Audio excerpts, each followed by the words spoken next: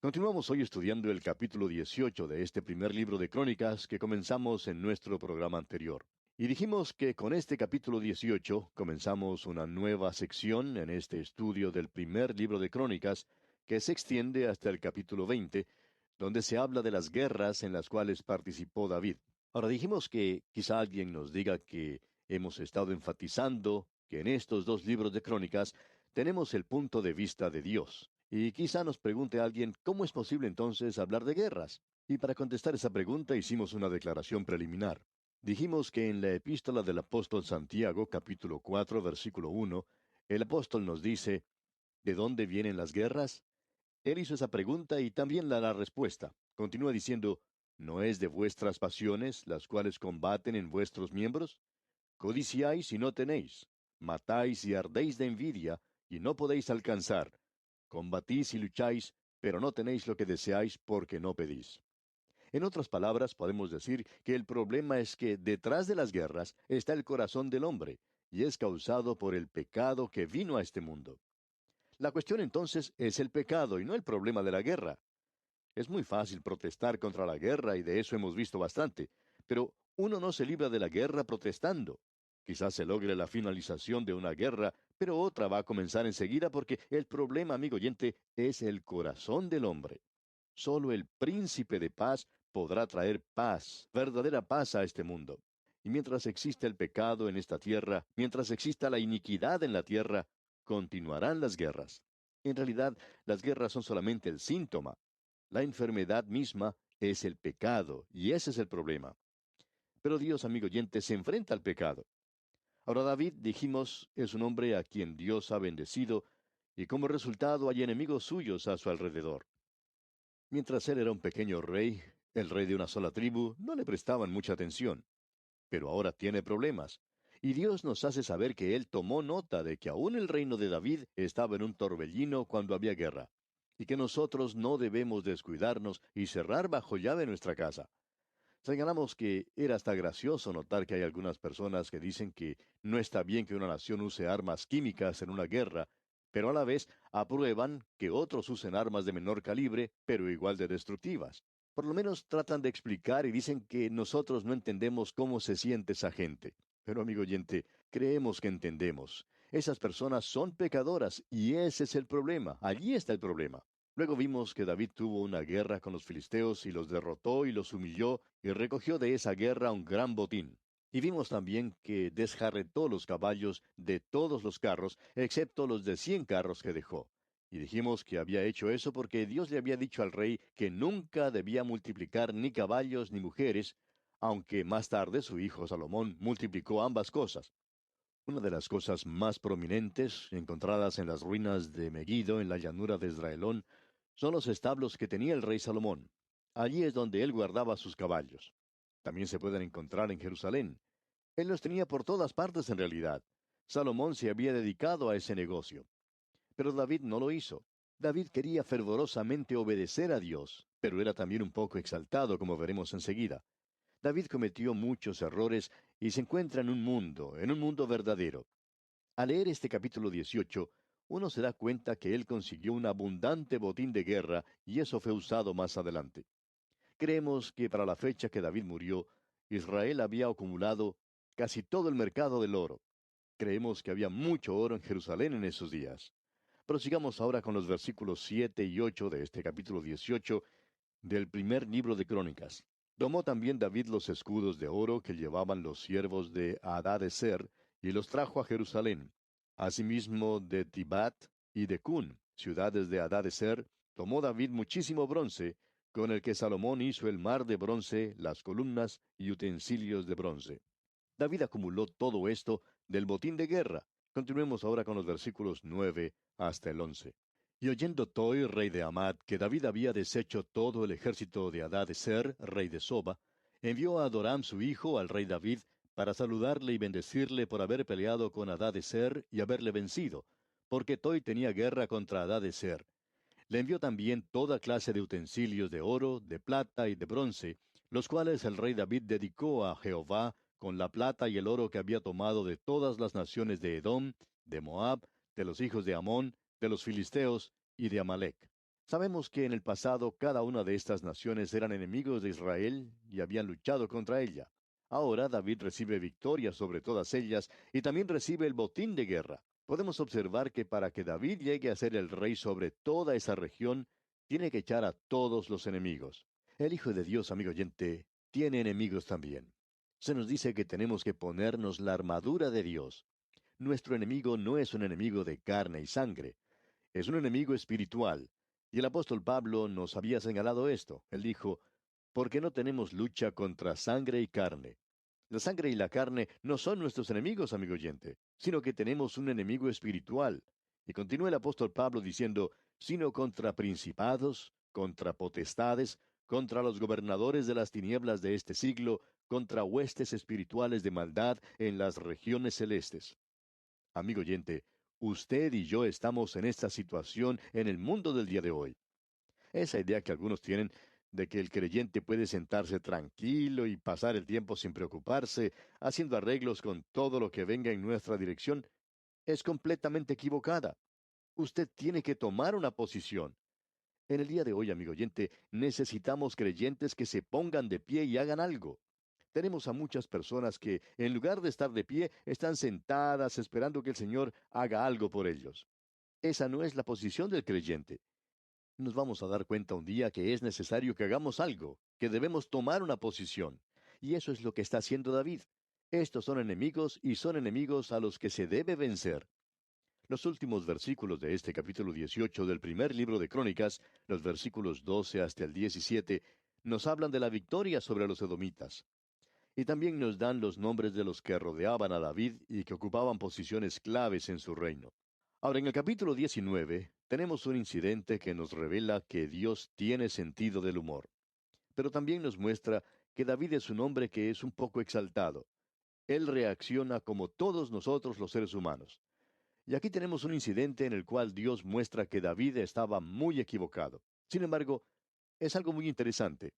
También muestra que David tenía un corazón magnánimo.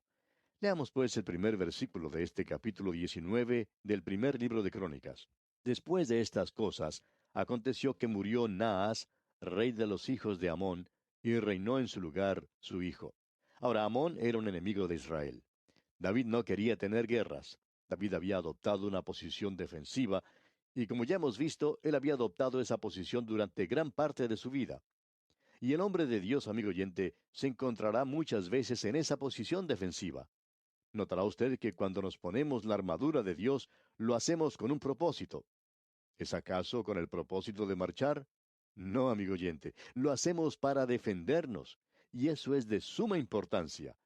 La tragedia de esta hora, amigo oyente, es que el pueblo de Dios no toma su posición.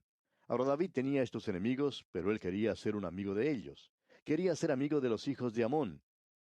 Ahora, ¿qué fue lo que sucedió cuando murió Naas el rey y reinó en su lugar su hijo? Demos paso a la primera parte del versículo 2. Y dijo David, manifestaré misericordia con Anún, hijo de Naas, porque también su padre me mostró misericordia. Si usted repasa un poco la historia de David, recordará que cuando él tuvo que cruzar al otro lado, Amón había sido bueno con él. Leamos ahora la segunda parte del versículo 2. Así David envió embajadores que lo consolasen de la muerte de su padre. Pero cuando llegaron los siervos de David a la tierra de los hijos de Amón, a Anún, para consolarle, ahora preste atención a lo que sucedió aquí en el versículo 3. Los príncipes de los hijos de Amón dijeron a Anún, ¿a tu parecer honra David a tu padre que te ha enviado consoladores? ¿No vienen más bien sus siervos a ti para espiar e inquirir y reconocer la tierra? Podemos apreciar aquí la acusación que estos hombres, hombres jóvenes aparentemente, que rodeaban al rey, hicieron contra los enviados de David. Ellos decían, David no es tu amigo. Él no era amigo de tu padre. Estos hombres son espías. ¿Y qué fue lo que hizo el rey entonces? Leamos el versículo 4. Entonces Anún tomó los siervos de David y los rapó. Ahora esta era una desgracia para un judío. A él se le había dicho que nunca debía afeitar su barba. Finalicemos este versículo 4. Y les cortó los vestidos por la mitad hasta las nalgas y los despachó. Ellos se encontraron en una situación bastante embarazosa. Y ya puede usted imaginarse a esos hombres. Ese no era un día para el nudismo, y ellos estaban muy avergonzados de verse así en público. Esto en realidad constituyó un insulto. Este era un insulto que no se podía pasar por alto. Y veamos lo que hicieron ellos y lo que hizo David aquí en la primera parte del versículo 5. Se fueron luego, y cuando llegó a David la noticia sobre aquellos varones, él envió a recibirlos porque estaban muy afrentados. Estos hombres no querían ir a la presencia de David. Ellos ni querían entrar a la ciudad de Jerusalén. Ellos no solo habían sido avergonzados, sino que se sentían deshonrados y en su vergüenza no querían ser vistos en público. Y David sabía esto, y por eso los fue a ver él mismo. Terminemos ahora de leer este versículo 5. El rey mandó que les dijeran, Estaos en Jericó hasta que os crezca la barba, y entonces volveréis. Él les dijo que se quedaran en ese lugar hasta que les volviera a crecer la barba. Y por supuesto, amigo oyente, también van a necesitar un uniforme nuevo. Nos imaginamos que ellos lucían muy tristes y apenados. Y el versículo 6 nos muestra que lo ocurrido llegó a oídos de los hijos de Amón. Alguien quizá les pudo haber dicho lo que dijo David cuando vio lo que hicieron con esos hombres. Leamos lo que dice el versículo 6. Y viendo los hijos de Amón que se habían hecho odiosos a David, Hanún y los hijos de Amón enviaron 1000 talentos de plata para tomar a sueldo carros y gente de a caballo de Mesopotamia, de Siria, de Maaca y de Soba. Aquí podemos ver que en lugar de ser David el que quería hacer la guerra, era este nuevo rey el que la estaba buscando. Él quería demostrar que podía derrotar al rey David. Así que ahora, sabiendo muy bien lo que había hecho, y estamos seguros que él sabía cuál sería el resultado de su acción, que fue un insulto no solo a los hombres de David, sino a toda la nación de Israel y a David mismo, ahora envía a buscar ayuda de parte del ejército de Siria para poder luchar contra David. Y David se entera de esto, como vemos aquí en el versículo 8, leamos. Oyéndolo David, envió a Joab con todo el ejército de los hombres valientes. David sabe que un ejército se está preparando para luchar contra él, así que él le sale al encuentro. David actúa un poco exaltado en todo esto. Leamos los versículos 9 y 10 ahora. Y los hijos de Amón salieron y ordenaron la batalla a la entrada de la ciudad, y los reyes que habían venido estaban aparte en el campo. Y viendo Joab que el ataque contra él había sido dispuesto por el frente y por la retaguardia, escogió de los más aventajados que había en Israel, y con ellos ordenó su ejército contra los sirios. Los sirios tenían un ejército muy bueno, por tanto David tomó lo mejor del ejército de Israel y lo puso contra los sirios. Ellos están llegando del norte, y del sur llega el ejército de Amón. Veamos ahora el versículo 11.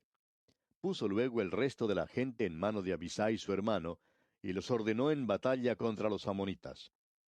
La estrategia que utilizó Joab aquí era muy buena. Él le dijo a su hermano, si ellos son más fuertes que tú, yo te ayudaré. Pero si ellos son más fuertes que yo, tú vendrás en mi ayuda. Lo haremos de esa manera. En otras palabras, ellos utilizaban su fuerza en el lugar del ataque de los enemigos. Ese tipo de lucha fue utilizado en los Estados Unidos durante la guerra civil de aquel país. Se utilizó en una batalla que fue la definitiva en la guerra. Ahora en los versículos 13 y 14 leemos, Esfuérzate y esforcémonos por nuestro pueblo y por las ciudades de nuestro Dios, y haga Jehová lo que bien le parezca. Entonces se acercó Joab y el pueblo que tenía consigo para pelear contra los sirios, mas ellos huyeron delante de él. Joab era un verdadero soldado. Él había sido enseñado por David, y él y David eran probablemente los mejores en cuanto a estrategia militar se refiere. Ahora el versículo 15 dice, Y los hijos de Amón, viendo que los sirios habían huido, huyeron también ellos delante de Abisai su hermano, y entraron en la ciudad.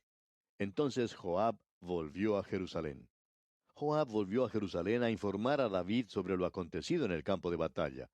Y el versículo 16 de este capítulo 19 del primer libro de Crónicas dice, Viendo los sirios que habían caído delante de Israel, enviaron embajadores y trajeron a los sirios que estaban al otro lado del Éufrates, cuyo capitán era Sofac, general del ejército de Hadadezer. En otras palabras, solicitaron ayuda de otros, es decir, buscaban refuerzos para una nueva lucha. Y leemos ahora en los versículos 17 al 19, luego que fue dado aviso a David, reunió a todo Israel, y cruzando el Jordán vino a ellos, y ordenó batalla contra ellos. Y cuando David hubo ordenado su tropa contra ellos, pelearon contra él los sirios. Mas el pueblo sirio huyó delante de Israel, y mató David de los sirios a 7000 hombres de los carros y 40,000 hombres de a pie. Asimismo mató a Sofac, general del ejército. Y viendo los siervos de Hadadezer que habían caído delante de Israel, concertaron paz con David y fueron sus siervos. Y el pueblo sirio nunca más quiso ayudar a los hijos de Amón. Debemos decir que David no quería salir a la batalla. Y aquí tenemos una tremenda lección. Recuerde que estamos aquí viendo el punto de vista de Dios. David no quería pelear. Dios nos presenta eso en forma clara. Él quería paz con los amonitas, había hecho un gesto pacífico hacia ellos, pero recibió un insulto y como dijimos antes, David era un poco exaltado. Él ve que el enemigo se está preparando para luchar contra él. Por tanto, envía a Joab a la batalla y el enemigo termina huyendo. Pero eso no pone fin al conflicto. Ellos están buscando ayuda, están tratando de conseguir aliados para su bando. Es por eso que ahora David mismo encabeza su ejército en la batalla y cuando él sale a luchar para ganar. Creemos que es una tragedia para cualquier nación del mundo salir a la guerra sin la intención de ganarla. Eso es muy trágico. Uno no sale a la guerra simplemente por guerrear, sino que sale, amigo oyente, para obtener la victoria. Muchas personas que han leído pasajes como este dicen que Dios es un Dios sangriento. Pero no creemos eso, amigo oyente. Dios no es un Dios sangriento. Él conoce la manera de salvar vidas humanas. Y la forma de salvar vidas humanas es ganando batallas, es ganando la guerra. Nosotros estamos viviendo en un mundo pecaminoso. Estamos viviendo en un mundo cruel, brutal, y las cosas no son muy lindas ni atrayentes. Estamos en un mundo antiguo y lleno de maldades. Si usted repite lo que dijo Browning, Dios está en el cielo y todo anda bien en el mundo, entonces usted, amigo oyente, no está mencionando lo que las Escrituras dicen y no está dando el punto de vista de Dios. Al leer estos capítulos, estamos observando cómo ve Dios las cosas. Y podemos decir que para nosotros personalmente es una cosa extraordinaria. Creemos sinceramente que esta es una de las grandes secciones de la palabra de Dios. Estamos en días de demasiado libertinaje, días de gente mal hablada, días en los que ya no tenemos honradez personal, ni integridad personal, ni sinceridad humana. Quizá nos digan que nuestras naciones están enfermas, pero el problema, amigo oyente, es individual. El problema es más bien personal. En estos días estamos permitiendo cualquier clase de cosa. Estamos en un mundo de pecado. Estamos en un mundo donde se debería obedecer la ley y los criminales deberían ser castigados. No es la situación ideal. Dios no dijo que era ideal. Dios dijo que mientras estemos en un mundo como el nuestro, es necesario que el hombre fuerte proteja su casa. Y ese es el punto de vista de Dios sobre esto, amigo oyente, lo cual lo hace sumamente interesante. Más adelante vamos a ver el pecado más grande que David cometió, y no tenía nada que ver con Betsabé. Pero veremos ese gran pecado de David más de cerca. Y es una de esas cosas que la gente comenta como si no tuviera demasiada importancia. Ellos no pueden ver en realidad que este sea un gran pecado. Todos, por alguna razón, y hasta nosotros, pensamos que el pecado que cometió David con Betsabé fue algo terrible. Y estamos de acuerdo que ese fue un pecado terrible. Pero aún así, vamos a ver el pecado más grande que cometió David. Y ese es el que Dios menciona, porque fue un pecado espiritual, un pecado que no afectará la salvación de David, pero que sí afectará a David personalmente y a la nación de Israel en su relación con Dios. Y así concluimos el estudio de este capítulo 19 del primer libro de Crónicas. Pasando ahora al capítulo 20, vemos que hay dos enemigos, enemigos constantes, persistentes, casi se podría decir eternos enemigos de la nación de Israel y en especial de David. Uno de ellos eran los hijos de Amón y el otro los filisteos. Y debemos decir aquí, amigo oyente, que no hay tal cosa como un arreglo. Hay ciertas cosas que deben ser decididas de una manera u otra, quizá con una lucha. En el día de hoy, amigo oyente, estamos luchando contra huestes espirituales de maldad en las regiones celestes. Si usted es un hijo de Dios, también es un soldado de Dios. Es por eso que se nos indica que debemos ponernos la armadura de Dios. Nosotros no tenemos que marchar contra nadie. Tenemos que estar firmes, y eso es lo importante. Si usted, amigo oyente, se mantiene firme en las cosas de Dios, entonces usted está en una batalla. Usted está en una guerra, quiéralo o no lo quiera. Las guerras pueden terminar en Asia, en África y en Europa, y aún en el hemisferio occidental, pero ellas continuarán mientras exista el mal en el mundo. Leamos pues los primeros 3 versículos de este capítulo 20 del primer libro de Crónicas.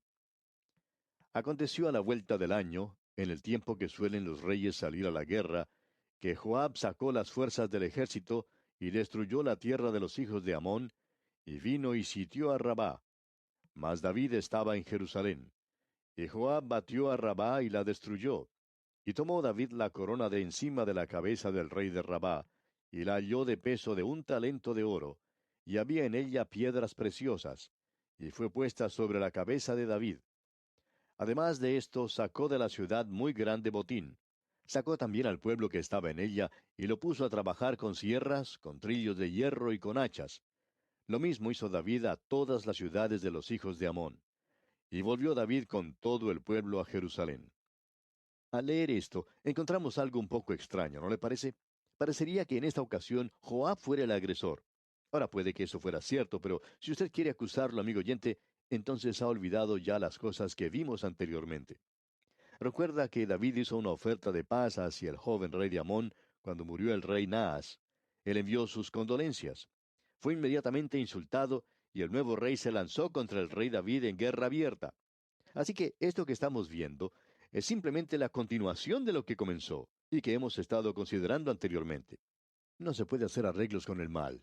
Mientras exista la luz y la oscuridad, y mientras exista el bien y el mal, tiene que haber conflictos. El bien y el mal, amigo oyente, no se pueden poner de acuerdo. Hay quienes opinan en nuestros días que estos dos se pueden sobrellevar, pero eso es totalmente equivocado. ¿Pueden acaso dos caminar juntos si no estuvieren de acuerdo? Nos dice la Biblia. Si usted está andando con el mal, amigo oyente, es porque se ha puesto de acuerdo con el mal. Usted ha consentido con lo que es. Y esto es algo que el mundo está olvidando. Pues bien, vamos a detenernos aquí porque se nos acabó el tiempo. Continuaremos, Dios mediante, en nuestro próximo programa. Que Dios le bendiga muy ricamente.